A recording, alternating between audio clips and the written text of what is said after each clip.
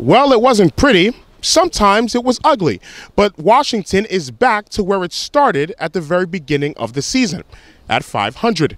145 yards for Washington as a team. Washington's defense forcing 3 second-half turnovers. Washington defeating the Cleveland Browns by a score of 31-20 here at FedEx Field in Landover, Maryland. Washington now 2-2 and in the thick of the NFC East race. And we probably weren't saying that a couple of weeks ago after they fell to 0-2 after a home loss against their division rival, the Dallas Cowboys. But a come-from-behind win last week against the New York Giants, another division rival. And here in this interconference matchup, Washington carried the momentum from last week into this week, got off to a hot start, 14-0. Their first 2 drives ending in scores, 2 touchdowns, 2 touchdown passes from Kirk Cousins to Jordan Reed. But Cleveland came back, ended up taking the lead in the third quarter by a score of 20-17. But Washington, 2 touchdowns in the fourth quarter. Washington's defense stepping up in the second half as well, forcing 3 Cleveland turnovers. And one of the other reasons Washington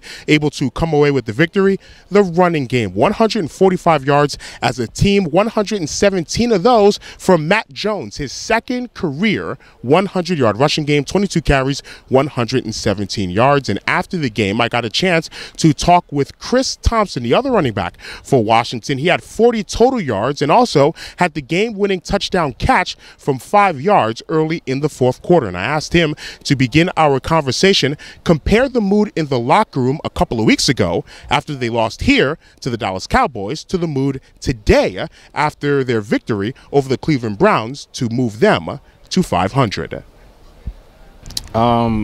You know, that feeling sucked. It was pretty bad after losing to Dallas. You know, we knew we gave that game away. So it was just a matter of just trying to get things together and put together a full game and get a win in front of our home crowd. We dropped 2 in front of our home crowd, and that's not something that we want to do. So it was big getting the win today. Was that an emphasis with the team, or maybe just yourself, not just winning at home, but making sure that you defend home turf? Yeah, definitely. We got to defend our home turf. You know, we have one of the greatest fan bases in the NFL, and you know, we have to use that as our advantage. And you know, you have the home crowd, which makes things, you know, easier for offense. You know, as an offense, defense have a whole crew to get them pumped up. So being able to get wins at home, it's huge because it's hard scoring on the road. Why were you and Matt Jones able to have a lot of success on the ground today? Cleveland, they're a good defense. You know, just the way we studied them this week. We had a feeling that we could, you know, find some holes in the defense here and there. They have some fast linebackers that are really good, and they like to, at times, you know, undercut blocks and everything. So we were just trying to take advantage of that. And, you know, we know as a running back group that we need to run the ball in order to be successful as a team, because that helps us control the clock, you know, keep the defense from being on the field so much. And Matt had a great game, and, you know, he set the standard. So let me get this straight. I'm going to get this on camera. It is a Florida State Seminole with me rooting on a Florida Gator? Mm-hmm. Yes. How does that happen? We got over the hatred when he first got here.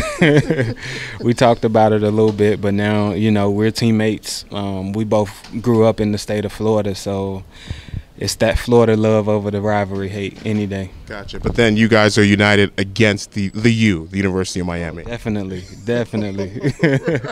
No matter if you're a Seminole or a Gator, as long as you get together and you're able to produce a victory for your team, it's all good. And Matt Jones and Chris Thompson combining forces as Washington now 2-2 on the season for the Cleveland Browns.